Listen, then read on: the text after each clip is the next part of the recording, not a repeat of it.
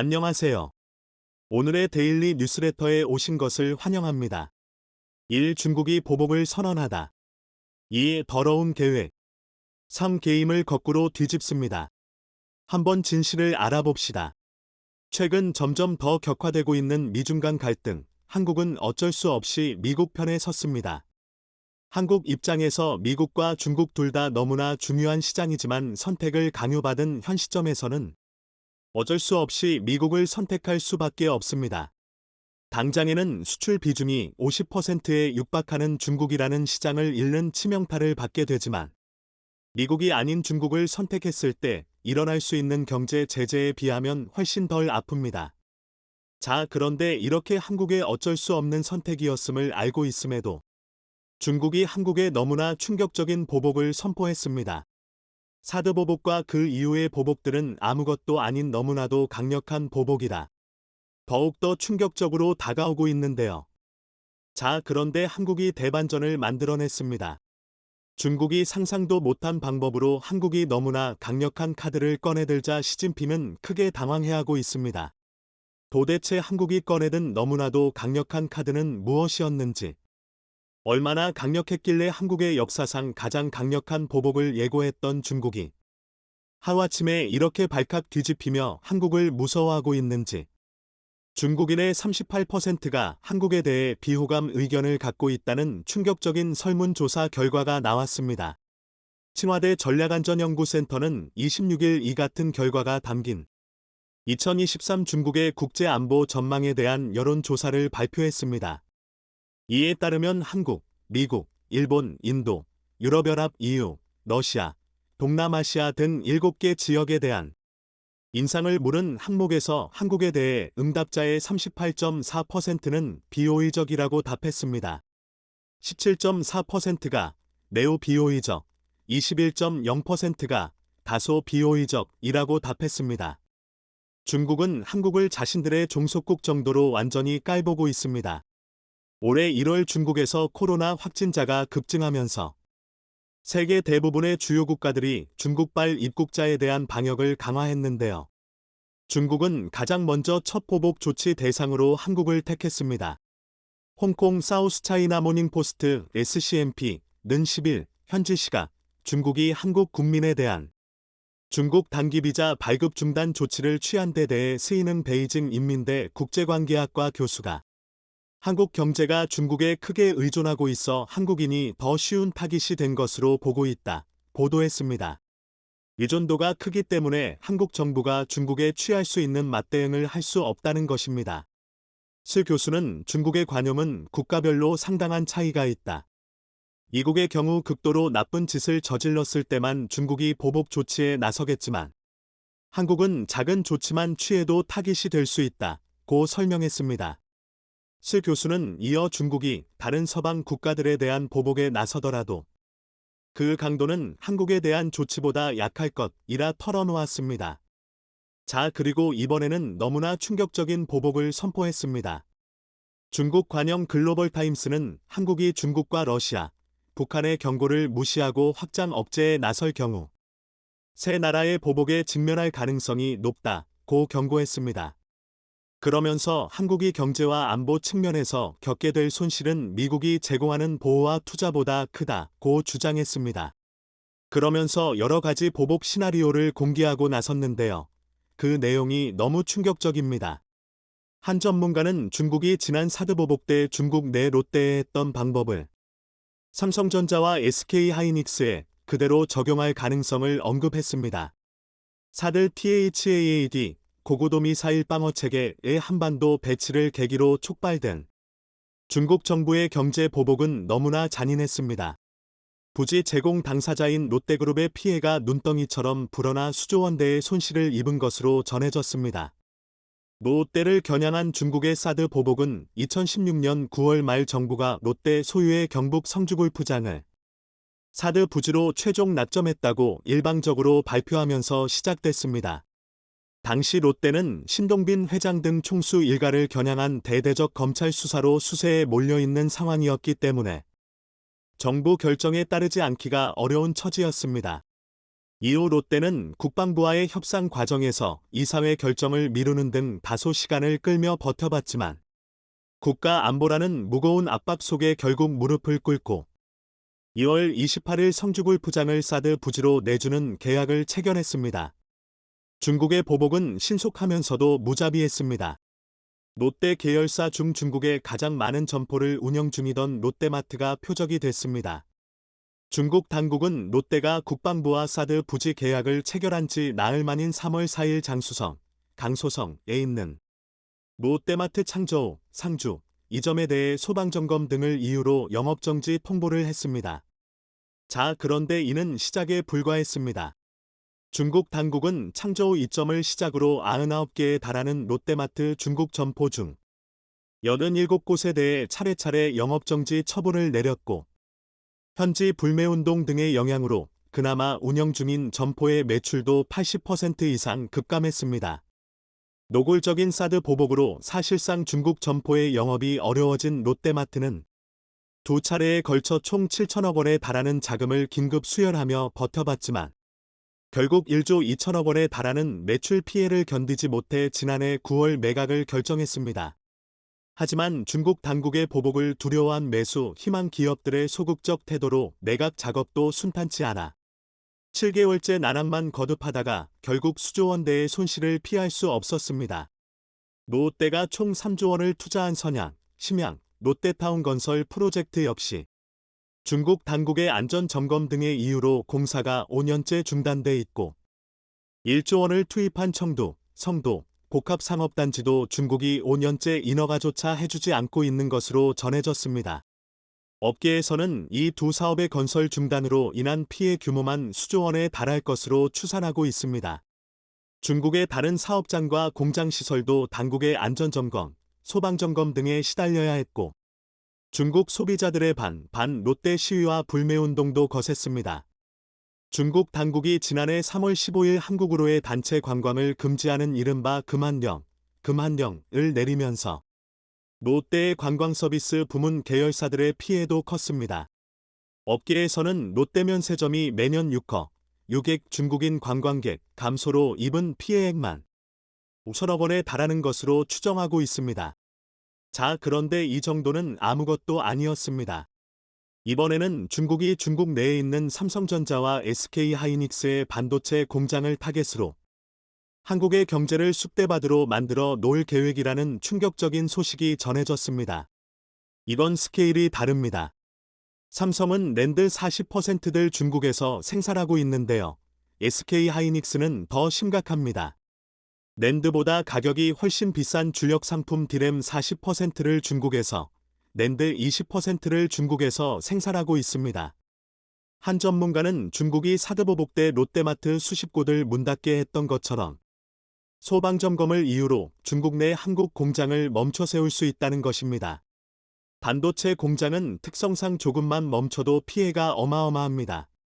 몇 년 전 삼성 반도체 공장 한 개에서 28분간 정전이 되자 피해가 무려 500억 원이었다는 사실이 밝혀지면서 난리가 났었는데요. 중국이 중국 내 삼성과 SK하이닉스 공장을 일주일만 멈춰 세워도 16조 8천억 원씩의 손실이 발생하게 됩니다. 한 달 동안 멈추면 67조 원씩 손실을 입게 되죠. 최근처럼 불경기에 삼성과 SK는 그렇지 않아도 수조 원의 적자를 기록하며 어려운 상황인데 여기에 중국이 이렇게 수십조 원의 손실을 입히게 되면 치명타입니다. 이 충격적인 소식이 전해지자 한국에서는 심상치 않은 움직임이 시작됐습니다. 집단협력의 최고를 자랑하는 한국인들은 최근 노재팬에 이은 노차이나를 선보였습니다. 일본의 반도체 수출 규제 이후 급부상했던 노재팬, 노저팬이 사라지고 노차이나 열기가 심상치 않습니다. 26일 소비자 리서치 전문기관 컨슈머인사이트의 주례 여행행태 및 계획조사에 따르면 일본 여행 관심도는 노재팬 본격화 전인 2019년 1분기보다 30%가량 상승한 것으로 나타났습니다. 반면 이 기간 중국 여행에 대한 관심도는 3분의 1 수준으로 떨어졌습니다. 한 여행업계 관계자는 상품에 따라 차이는 있지만 평일에 중국으로 향하는 상품은 예약률이 20에서 30%에 채 미치지 못하고 있다. 주말도 비슷한 수준이라며 업무상 출장 외의 여행은 거의 없다고 보면 될 것 같다. 고 말했습니다. 뿐만 아니라 한때 저렴한 가격으로 열풍을 일으켰던 샤오미 등 중국산 전자제품 수요도 심상치 않은 변화가 감지되기 시작했습니다. 자, 그런데 이건 아무것도 아니었습니다. 한국을 포함한 8개국이 협력해 중국에 심각한 피해를 입힌다는 구체적인 대응 수단이 워싱턴에서 나왔습니다. 27일 VOA 워싱턴 톡 프로그램에 출연한 제임스 주몰트 전 국무부 동아태 부차관보와 찰스 킨 말로리 사세랜드 연구소 국제위험안보국장은 대담을 통해 한국과 미국 등 8개국이 협력해 중국의 취약점을 노릴 것이다. 그렇게 되면 중국은 현재 수출의 20%가 날아갈 것이다. 전했습니다. 중국의 1년 수출이 4천조 원에 달하는데요. 여기서 20%인 800조 원을 삭제시킬 수 있다는 것입니다. 제 아무리 중국이라 해도 한순간에 800조 원, 그것도 지금부터 매년 800조 원씩이 날아간다고 하면 경제가 한순간에 무너질 수밖에 없습니다. 이뿐만이 아닙니다. 다음 달 있을 유엔 선거에서 한국이 역대 세 번째로 안보리 이사국으로 등극할 전망입니다. 안보리 이사국이 되는 순간 중국은 더 이상 한국을 건드리지 못하게 됩니다. 도발하는 순간 유엔 이사국들의 강력한 보복이 시작되기 때문인데요. 중국은 한국이 유엔 안보리 이사국이 되지 못하도록 거부권을 행사하는 등 전력을 다하고 있는 것으로 전해졌습니다. 과연 뒷감당을 어떻게 하려고 저러는지 한번 지켜봐야겠습니다. 안녕하세요 유튜브 구독자 여러분. 최고 수익률입니다. 최고 수익률이 여러분들에게 책 하나를 강력 추천해드리려고 합니다. 지금까지 수많은 책 광고 문의를 받아왔는데 최고의 작가가 쓴 최고의 작품으로 여러분들의 인생을 최고로 만들어줄 그런 책이 아니라면 절대 광고를 받지 않고 있는데요. 이번 작품은 여러분의 인생을 180도 바꿔놓을 것이라 확신합니다. 4차 산업혁명에서 우리의 미래를 바꿔놓을 혁명은 바로 메타버스에서 이루어집니다. 메타버스를 통해 우리는 사람들과 소통하는 방식이 완전히 새로워지고 메타버스를 통해 누구나 엄청난 돈을 벌 수도 있습니다. 자, 그런데 오늘 여러분들에게 강력 추천해드리는 이 책은 전 세계 상위 0.1% 기술자들만 공유하는 고급 정보와 지식이 집약된 엄청난 작품입니다. 얼마나 대단하냐면 이미 아마존 2022 최고의 책, 애플 2022 여름 가장 기대되는 책, 미국, 캐나다, 영국, 중국 베스트셀러, 월스트리트 저널 베스트셀러, 가디언 2022 최고의 책, 포브스 2022 최고의 기술도서, 10초 등으로 선정될 만큼 이미 각광을 받고 있습니다. 이제 미래의 부자가 될 사람은 이 책을 읽은 자와 부자가 아닌 사람은 읽지 않은 자로 나뉜다고 할 만큼 혁명을 일으키고 있습니다. 회사명을 페이스북에서 메타로까지 바꾸며 메타버스에 올인한 마크 주커버그는 이 책을 쓴 매튜 볼에 대해 이렇게 말했습니다. 저는 매튜 볼과의 대화 후 페이스북 사명을 메타로 바꾸기로 결심했습니다. 라고 말이죠. 네, 그렇습니다. 페이스북을 만들어 전 세계를 뒤흔든 마크 주커버그가 얼마 전 회사명을 메타로 바꾸며 우리를 깜짝 놀라게 한 것이 바로 이 책의 저자 매튜 볼 때문이었던 것입니다. 매튜 볼은 한국의 독자들에게 앞으로 10년 안에 실리콘밸리를 뛰어넘을 기업이 한국에서 나온다 라며 한국에서 메타버스가 가장 먼저 확산하여 한국인들이 돈을 버는 방식 등 우리의 삶을 송두리째 바꿔놓을 것이고 그 과정에서 한국에서 미국 실리콘밸리를 뛰어넘는 그런 엄청난 혁명이 일어날 것이라 확신했습니다. 넷플릭스 CEO 리드 헤이스팅스도 매튜 볼에 대해 미래를 정해 내릴 수 있는 유일한 사람이라 말했고 게리 에스타인 더 이코노미스트 편집자는 이렇게 확신했습니다. 실리콘밸리에서 똑똑한 사람은 많다. 하지만 세계에서 가장 똑똑한 그들조차도 언제나 매튜 볼에게 최종 의사결정을 묻는다. 라고 말이죠. 세계에서 가장 똑똑한 사람들조차 최종 의사결정을 묻고 있는 매튜 볼. 매튜 볼이 이제는 여러분들에게 미래를 바꿀 엄청난 기회를 주었습니다. 최근 인공지능 AI의 질문을 입력하면 빅데이터를 기반으로 명확한 답변을 주는 챗GPT가 전 세계를 놀라게 하고 있습니다. 일각에서는 인터넷의 등장과 스마트폰의 등장에 비견될 정도로 인류의 생활을 바꿔줄 혁신적인 서비스라는 평가를 내리고 있는데요. 지난해 11월 출시해 대중에 공개된 챗 GPT는 출시한 지 한 달 만에 7천만 명의 사용자를 넘겼고, 출시한 지 이달이 지난 지금 1억 5천만 명 가량의 월간 이용자 수를 기록하고 있습니다. 챗 GPT 이전에 가장 빨랐던 월간 이용자 1위 기록은 9개월으로 중국의 동영상 플랫폼인 틱톡이 차지했었지만, 인도와 엑셀 파워포인트 등으로 잘 알려진 마이크로소프트가 지원해 개발된 챗 GPT가 출시한 지 이달도 안 되어 1억 명 사용자를 돌파한 것은 21세기 첨단 산업과 인류의 생활에 새로운 패러다임을 제시할 것이란 근거가 되고 있습니다. 의사와 변호사, 회계사와 같은 전문직 일자리마저 위협하고 있습니다. 챗 GPT의 인공지능으로 미국 의사면허 시험과 변호사 시험 그리고 회계사 시험까지 우수한 성적으로 통과했다는 사실이 알려지면서 전 세계 중고등학교와 대학교의 과제마저 챗 GPT가 대신해주는 현상이 빈번하게 일어나고 있습니다. 특히 챗 GPT는 기존 검색 엔진 시장을 완전히 뒤바꿀 것이란 전망이 나오고 있는데, 전 세계 시장 점유율 80% 이상을 차지하면서 독점적인 시장 지위를 구축한 구글이 챗 GPT 혁신에 밀려날 것이란 의견도 나오고 있습니다. 평범한 사람이 수년간 공부하고 연구해야 얻을 수 있는 지식을 챗 GPT는 불과 몇 초, 몇 분 만에 학습하고 새로운 대안을 제시하고 있는 만큼 미래 일자리가 위협받으면서 동시에 새로운 시장이 창출될 것이란 기대가 나오고 있습니다. 삼성전자의 노템은 사장 또한 챗 GPT와 같은 머신러닝과 딥러닝 인공지능이 전에 없던 혁신을 보여주고 있다며, 삼성 역시 AI 개발을 전담하는 연구센터가 있고 챗 GPT와 같은 AI 시스템이 삼성과 스마트폰 유저가 더욱 발전하는데 새로운 길을 열어줄 것이라 언급했습니다. 여기에 중국과 대만도 가세하고 있습니다. 마이크로소프트 오픈 AI의 챗 GPT가 시장을 점령하자 중국에서도 짝퉁 챗 GPT가 우후죽순 등장하고 있는데요. 중국에서 만든 서비스의 경우 정품 챗 GPT보다 기술력과 품질이 떨어지는 것은 당연하지만 무엇보다 높은 가격의 이용료를 내게 유도하고 있어 중국 네티즌들도 이를 비판하고 있을 정도입니다.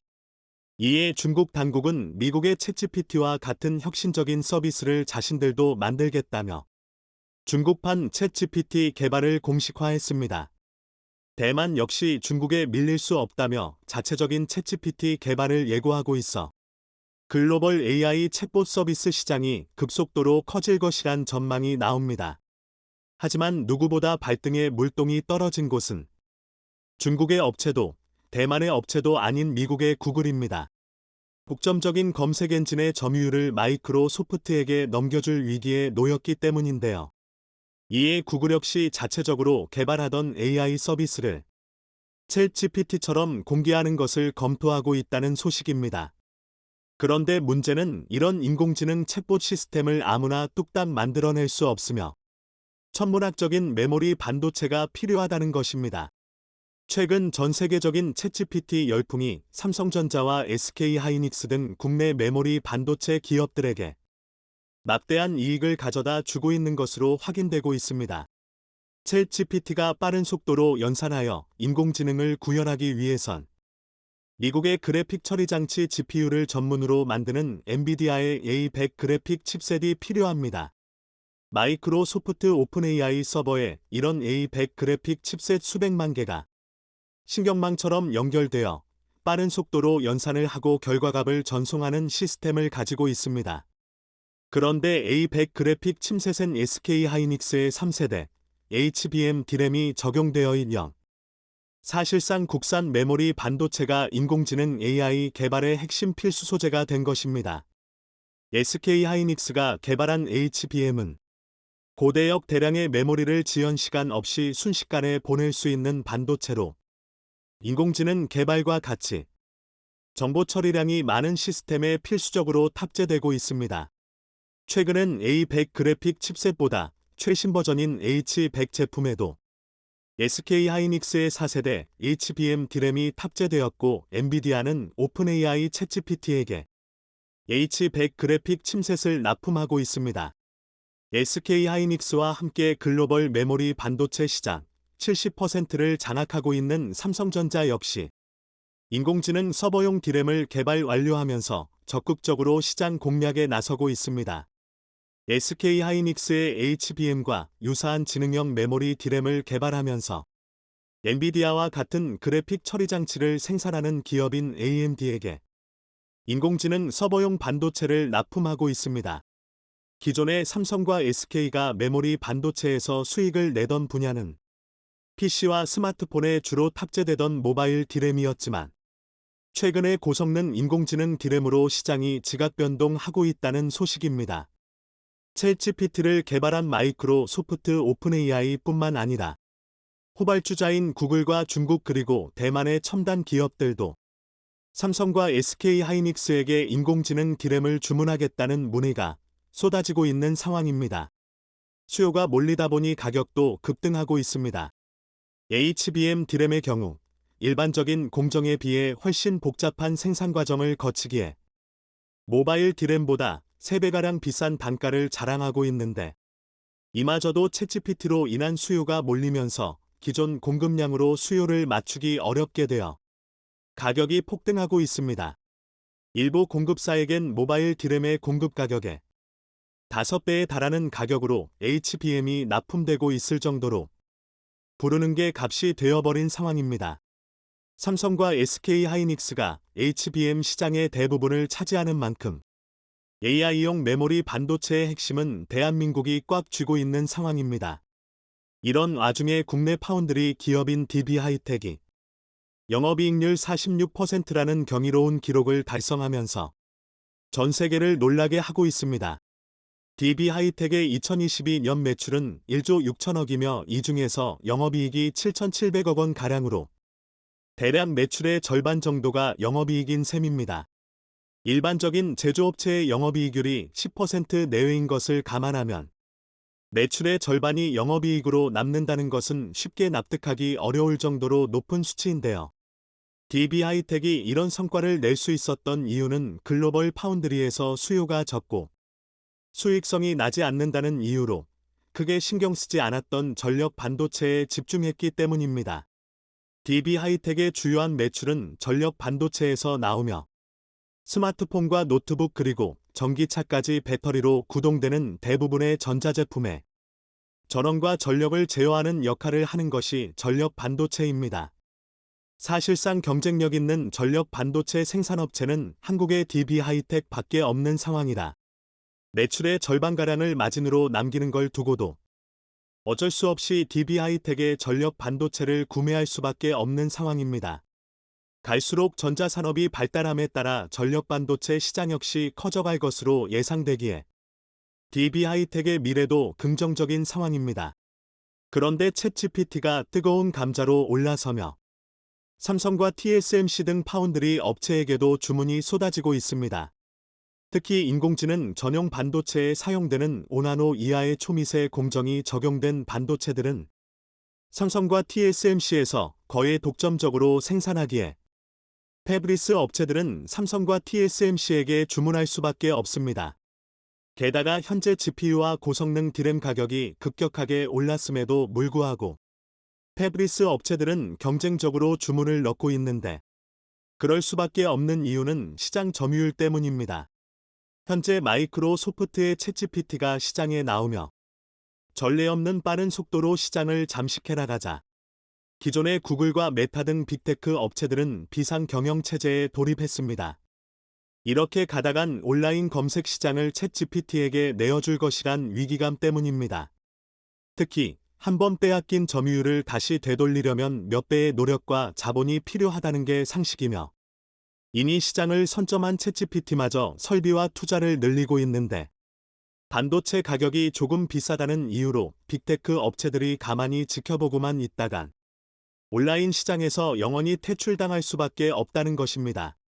그래픽 처리 장치 제조사들은 삼성과 TSMC 등 파운드리 업체에게 다른 칩셋보다 우선적으로 GPU를 생산해달라 요청하고 있으며 이 과정에서 발생하는 추가 비용을 지불할 정도로 적극적인 상황입니다. 그만큼 우리 기업들의 고성능 반도체 매출이 늘어 중국과 대만의 업체들도 일제히 한국의 인공지능용 반도체를 구매하길 원하고 있어 상당한 혼란을 가져오게 되었습니다. 특히 중국은 미국으로부터 인공지능에 사용되는 반도체 수출 금지를 당해 이국의 그래픽 처리 장치 제조업체가 생산한 반도체를 사용할 수 없는 상황에 놓였습니다. 결론적으로 한국에서 생산한 반도체에 의존할 수밖에 없는 상황이며 중국 당국이 자체적인 챗GPT를 새로 개발하겠다고 나선 것으로 보아 오히려 한국에겐 반도체 매출이 늘어나게 될 긍정적인 상황입니다. 현재도 중국은 미국의 구글이나 유튜브, 페이스북과 인스타그램 등 대부분의 검색 엔진과 SNS를 금지하고 있습니다. 그 말은 머지않아 챗GPT마저 중국에서 사용이 막힐 것이란 전망이며 자연스럽게 자체적인 서버를 구축하여 자신들만의 서비스를 하겠다는 뜻입니다. 중국이 미국의 서비스를 사용하지 않고 자체 서버를 구축하려면 역시나 반도체가 필요하며 이 과정에서 한국에 대한 중국의 의존도가 굉장히 높아질 수 있다는 점입니다. 최근 반도체 한파로 위기를 맞이하던 우리 반도체 기업들이 새로운 인공지능 AI 서비스 덕분에 또 다른 전성기를 맞이할 것이란 전망이 나오고 있습니다. 최근 전 세계 첨단 산업 분위기가 심상치 않게 돌아가고 있습니다. 미국 주도하에 중국의 첨단 산업이 장비도 못 구할 정도로 경쟁력을 잃어가자 이제는 자신들의 시장 점유율을 높이기 위해서 한국의 반도체를 의도적으로 겨냥하는 분위기입니다. 특히 미국의 애플을 중심으로 이해관계가 얽혀있는 대만과 일본이 똘똘 뭉치면서 한국의 반도체를 소외시키는 듯한 그림이 그려지고 있습니다.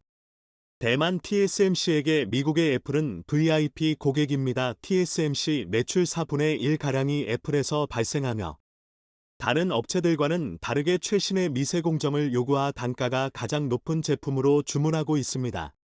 일본의 소니 역시 마찬가지입니다. 애플 아이폰에 탑재되는 이미지 센서를 생산하는 소니는 이미지 센서에 필요한 반도체를 직접 생산하는 게 아니라 TSMC에게 주문하여 생산한 뒤 애플에 납품하고 있어 애플, TSMC 그리고 소니는 특수한 관계로 얽혀있는 상황입니다.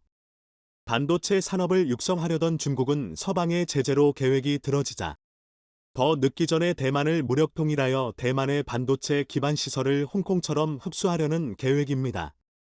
중국이 노골적으로 이런 속내를 드러내자 애플은 자신들의 캐시카우인 스마트폰 공급망이 순식간에 무너지는 것을 우려해 중국과 대만에서 공장을 철수하는 것을 요청하고 있는데요.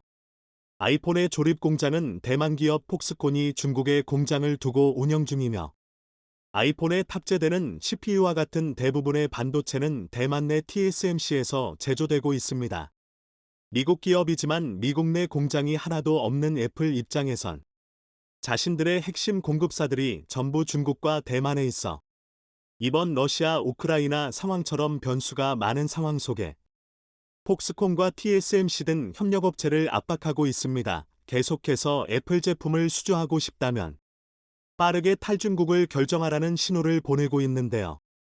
이에 대만 기업 폭스콘은 베트남과 인도 쪽으로 공장을 옮기고 있고 대만 TSMC는 일본과 미국으로 공장을 옮기고 있습니다. 특히 일본의 소니와 협력하여 구마모토 지역에 이미지 센서 공장을 건설 중인데 TSMC가 8조 원을 투자했고 소니가 6천억 원을 투자했으며 일본 정부 또한 직접적으로 투자했습니다.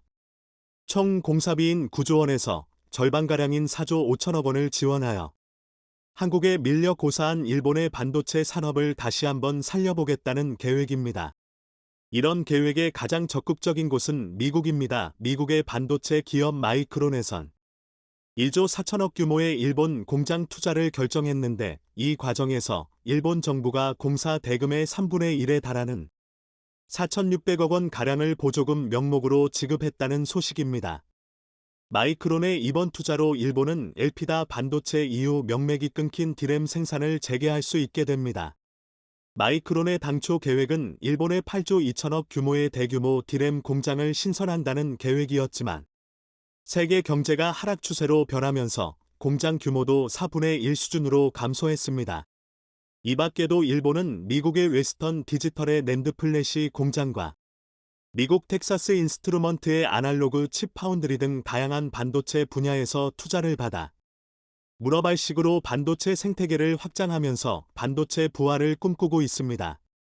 막대한 보조금을 통한 해외 투자로 자체적인 반도체 역량을 강화하고 글로벌 공급난이 오더라도 자국 기업에 안정적으로 반도체를 공급하려는 계획이지만 일본의 이런 계획은 완전히 물거품이 될 상황에 놓였습니다. 최근 세계 경기가 안 좋아지면서 자금력이 부족한 글로벌 기업들 역시 큰 타격을 받고 있습니다. 특히 일본에 수조 원을 들여 디램 공장을 건설 중인 미국 기업 마이크론은 상황을 완전히 잘못 판단한 것으로 보이는데요. 디램은 한국의 삼성전자와 SK하이닉스 단둘이서 전 세계 점유율을 70% 이상 독과점하고 있는 시장이기 때문입니다. 현재 글로벌 디램 시장은 삼성과 SK하이닉스 그리고 미국의 마이크론 세 곳이 나누고 있는데 최근 한국 업체들과의 경쟁에서 밀려 점유율 10%대를 눈앞에 둔 마이크론이 상황을 반전시키기 위해 일본을 전진기지로 선택한 것입니다. 하지만 시장은 마이크론 편이 아니었습니다. 전 세계 경기 침체 현상이 짙어지면서 반도체 수요도 빠른 속도로 떨어지고 있고 이에 따라 디램 가격도 올해 초 대비 40% 이상 하락하는 등 본격적인 하락세에 돌입하는 모습입니다. 여기에 가장 먼저 타격을 받은 곳은 미국의 마이크론으로 이번 1분기에만 단기 순손실 2,500억 원을 기록했습니다. 정확히 7년 만에 발생한 초대형 규모의 적자인데 이어서 이번 2분기와 3분기 매출 역시 지난해보다 절반 가까이 감소한다는 전망으로 언제 끝날지 모르는 대규모 적자가 또다시 반복될 것이라는 소식입니다. 이에 위기감을 느낀 마이크론은 전체 직원 중 10% 이상을 감원하는 고강도 구조조정을 진행하고 있으며 이번 구조조정 비용으로 3천만 달러, 대략 400억 원 가량이 투입된다고 알려졌습니다. 디램에만 의존하던 마이크론이 창사 이래 최대 위기를 맞이했다는 전망이 나오고 있습니다. 여기에 한국 기업들도 위기가 아니냐는 우려의 목소리가 나오지만 아이러니하게도 한국의 반도체는 이런 사이클을 지나면서 성장해왔습니다. IT 매체 디지타임즈에 따르면 최근 삼성전자는 3D 낸드의 가격을 10%가량 올렸다는 소식을 전했습니다.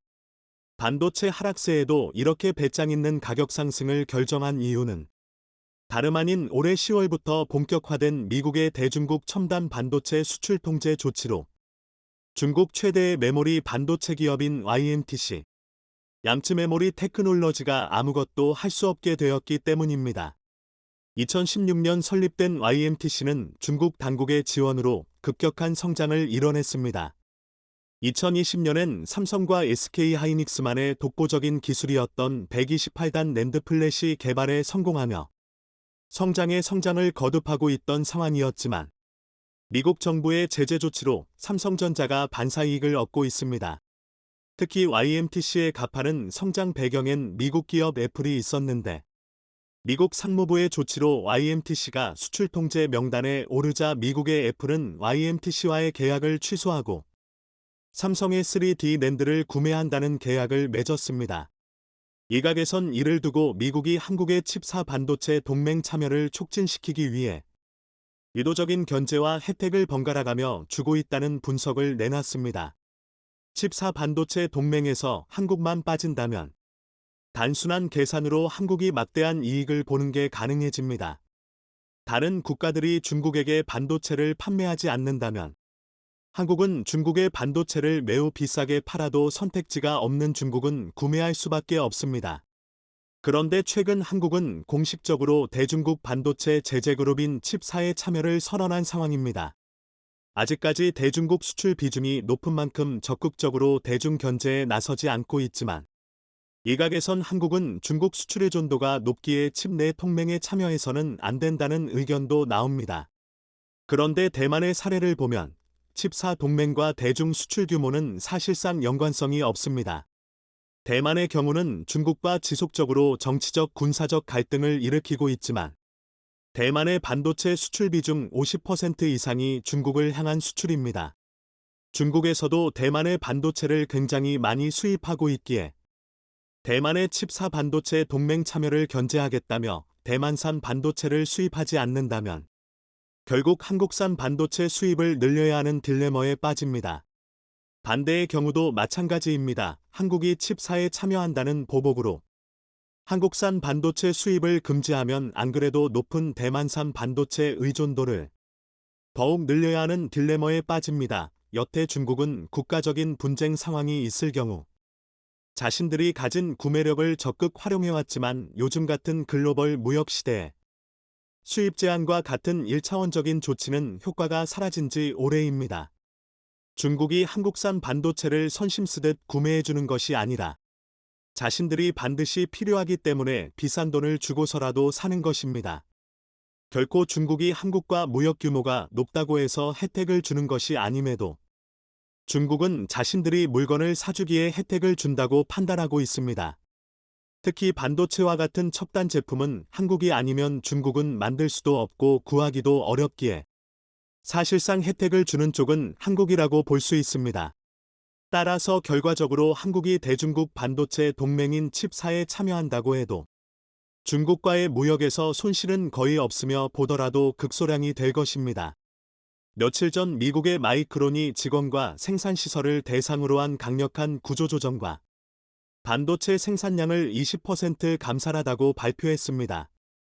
그만큼 자금난에 시달리고 있다고 보여지는데요. 이 과정에서 일본 현지에 짓고 있는 최신형 디램 공장 건설이 중단될 수도 있다는 우려가 나오고 있습니다. 2023년 하반기 공장을 완공하고 빠르면 내년 말부터 디램을 생산하겠다는 마이크론의 계획에 차질이 생길 수도 있다는 것입니다. 현재 미국의 막대한 금리 인상으로 글로벌 기업들도 줄줄이 자금난을 겪는 가운데 무리한 투자로 경영위기에 빠질 수 있다는 경고가 나오고 있습니다. 반면 업계 1위인 삼성전자는 인위적인 감산은 없다는 입장을 내놓고 있습니다.